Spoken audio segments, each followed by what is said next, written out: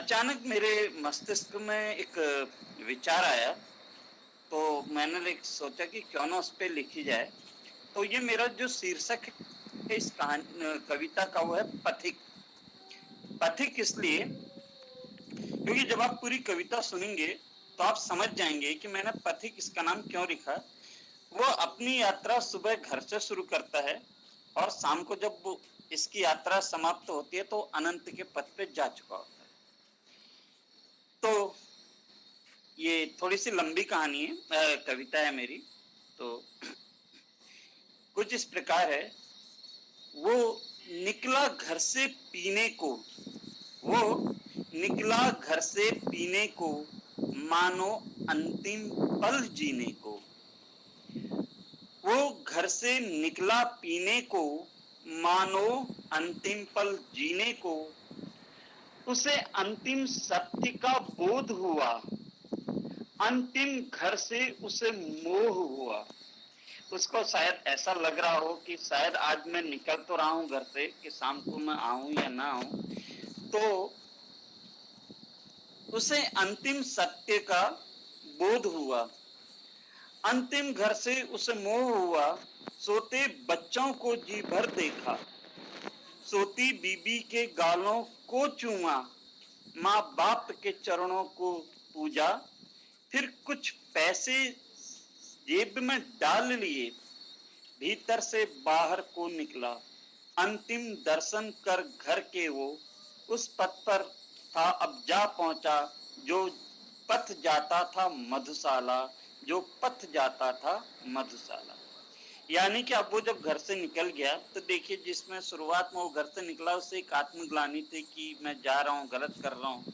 लेकिन क्या है कि शराबी आदमी के साथ एक कहानी ये है कि जैसे जैसे जैसे वो आगे को बढ़ते चले जाता है तो उसका घर से मोह कम हो जाता है और वो अपने मदिरालय में चले जाता है और वहां के वातावरण में खो जाता है। तो जो अगली पंक्ति है वो कुछ इस तरह से। घर से ज्यों ज्यों वो दूर गया, घर से ज्यों ज्यों वो दूर गया, हर बंधन से वो मुक्त हुआ। वो आ पहुंचा मदिरालय में, पूजा उसने मदिरालय को। मदिरालय के भीतर जाकर आनंदित हुआ वह मधुरस से। हर एक बूंद से मधुरस के उसका जीवन आनंदित हुआ। जब तृप्त हुआ मधुशाला से पथ पर पहुंचा।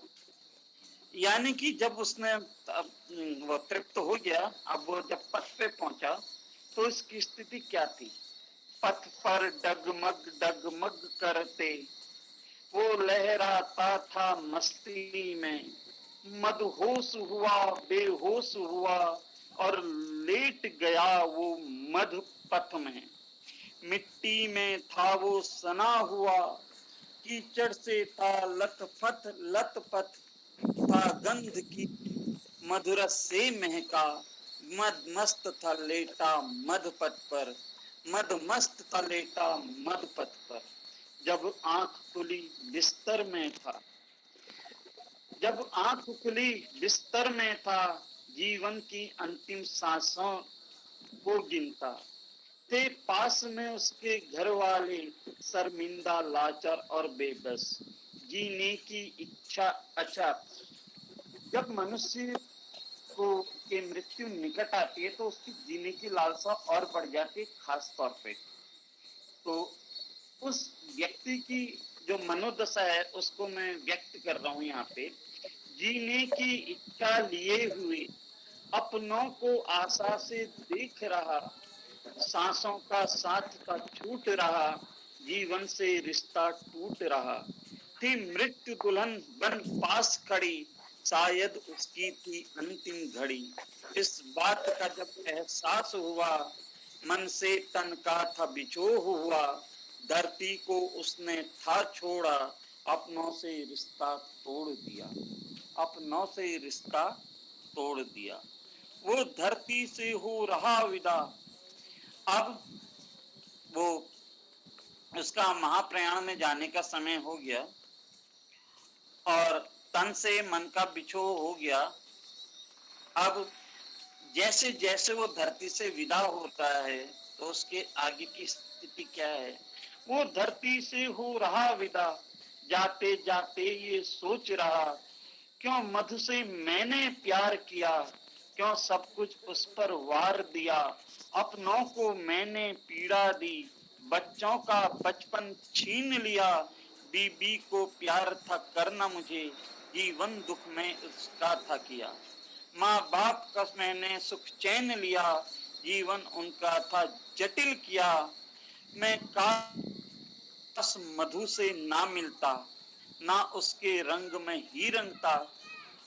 अब जब वो जा रहा है उसके अंदर का पश्चाताप ज्ञान के रूप में, उसके शब्दों के रूप में प्रकट हो रहा है और जो वो जग वालों को दे रहा है। तो वो कुछ इस तरह से कह रहा है, जाते जाते ए जग वालों, ए मधु के प्यारे मत वालों, इतना मैं तुमसे कहता हूँ, ना मधु से इतना प्यार करो, ना मधुशाला के पथ पे चलो, अपनों के संग जीवन जी लो, अपनों को जी भर प्यार करो, जो धन मधु पर तुम वारते हो, उससे घर की खुशियां ले लो, आनंद नहीं है मधुरस में, आनंद नहीं है मधुरस में, आनंद कहीं है वो घर में, आनंद कहीं है वो घर में, अब लौट चलो अपने घर को, रिश्तों को जी भर जीने को, जीवन को जी भर जीने को, मैं निकला पथ से पीने को, हाय क्यों निकला घर से पीने को, हाय क्यों अंतिम पल जीने को, वह निकला घर से पीने को, मानो अंतिम पल जीने को, मानो अंतिम पल जीने को। ये मेरी एक छोटी सी रचना थी जो आपके समक्ष बहुत ही सुंदर कवि, बहुत बढ़िया, बहुत अच्छा। बहुत गूढ़ लिखते हैं आप, गहराई है। क्या लिखते हैं आपकी रचना? हाँ बिल्कुल, थोड़ा सा अलग, एक गहराई के साथ